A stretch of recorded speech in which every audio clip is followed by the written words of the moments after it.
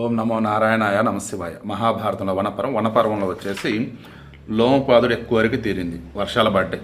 ఇక లోమపాదుడు తన కూతురును శాంతను ఋష్యశృంగునికి వివాహం చేశాడు. ఇక రైతులకు సంబంధించి అన్నప్పుడు ఈ ఋష్యశృంగుడు వస్తున్న మార్గంలో ఆవులు ఎద్దులు అన్నింటిని ఉంచాడు. రైతుల ద్వారా వ్యవసాయం ప్రారంభింపజేశాడు. అంతా చక్కగా ఉంది. ఇక ముని మార్గంలో లోమపాదుడు అధికంగా పశువులను పశురక్షకులను నియమించి పుత్రునిపై ప్రేమగల విభాండకుడు మేము ప్రశ్నిస్తే ఇలా సమాధానం చెప్పండి.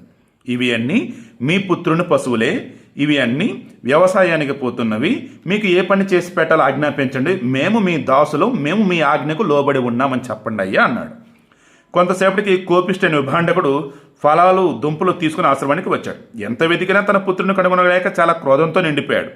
కోపంతో అతని హృదయం బ్రద్దలేను. అతని మనసులో లోమపాదునిపై సందేహం కలిగింది. చంపా నగరానికి బయలుదేరి రాష్ట్రాలతో నగరాలతో సహా అంగరాజ్యాన్ని దహింపదలిచాడు. అలసి ఆకలితో విభాండకుడు ఆ గోపాలకుల పట్టణంలో ప్రవేశించాడు. గోపాలకులు యథాశాస్త్రంగా ఆయనను పూజించారు.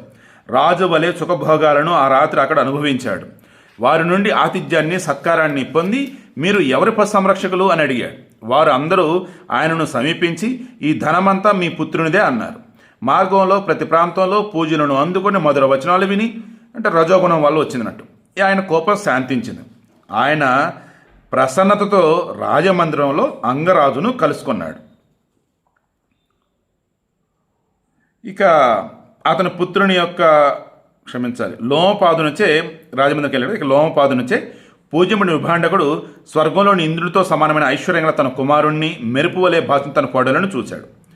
అతని పుత్రుని ఆధీనంలోని గ్రామాలు, పల్లెలు, కోడలు శాంతను చూస్తూనే ఆయన కోపం పూర్తిగా పోయింది. ఆ సమయంలో లోమపాదునిపై ఆయనకు చాలా దయ కలిగింది. సూర్యాగ్నుల తేజం గల ఆ ముని తన పుత్రుని అక్కడే వదిలి కొడుకుతో అన్నాడు, పుత్రుడు కలిగిన తర్వాత రాజుకు మేలు చేసి తిరిగి వనానికి రమ్ము అన్నాడు. సో ఋష్యశృంగుడికి సంబంధించి నీకు కొడుకు పుడతాడురా బిడ్డ, ఆయన పుట్టాక ఆ బిడ్డని రాజుకిచ్చి నువ్వు మళ్ళీ వనానికి రారా బాబు అన్నాడు. ఋష్యశృంగుడు తండ్రి మాటలు పాటించాడు. తిరిగి మళ్ళీ ఆశ్రమానికి చేరాడు. రోహిణీ చంద్రుడిని కొలిచినట్లుగా శాంత ఋష్యశృంగుని సేవ చేసింది. అరుంధతి వశిష్ఠుణ్ణి, లోపాముద్ర అగస్త్యుణ్ణి, దమయంతి నలుణ్ణి, శచిదేవి ఇంద్రుణ్ణి సేవించినట్లు శాంత ఆయనను సేవించింది. నారాయణి ఇంద్రసేన ముద్గలుని ఆధీనమైనట్టు, సీత రాముని ఆధీనమైనట్లు, ద్రౌపదీదేవిని వశమైనట్లు శాంత ప్రీతితో ఋష్యశృంగుణ్ణి సేవించింది అని చెప్పేసి ఈయన దగ్గర ఉన్నటువంటి ఎవరైతే ఉన్నాడో పర్సన్ ఆయన చెప్తా ఉన్నారు. ఇక ఇది పుణ్యం, పవిత్రమైన ఆశ్రమం. ఈ నదీ కుండం దీని వలన ప్రసిద్ధి పొందింది. ఇక్కడ స్నానం చేసిన వాడు కృతకృత్యుడై పరిశుద్ధుడై తిరిగి యాత్రను కొనసాగిస్తాడని చెప్పేసి చెప్తూ ఉన్నారనమాట. ఎవరిదంతా కూడా చెప్తుంది మన ధర్మరాజు. ఇక ఆయన సోదరులందరిని తీసుకొని లోమశుడు వచ్చున్నాడు కదా తీర్థయాత్రకు వాడికి, అప్పుడు ఈ లోమశుడు అంతా చెప్తూ ఉన్నాడు. ఇక రేపు కౌశికి, గంగా, సాగరాది నదులలో స్నానమాచరించి ధర్మరాజు మహేంద్ర పర్వతాన్ని చేరుతాడు. మరి అక్కడ ఏమైంది, మరలా అక్కడ ఏ కదా రేపు డిస్కస్ చేద్దాం.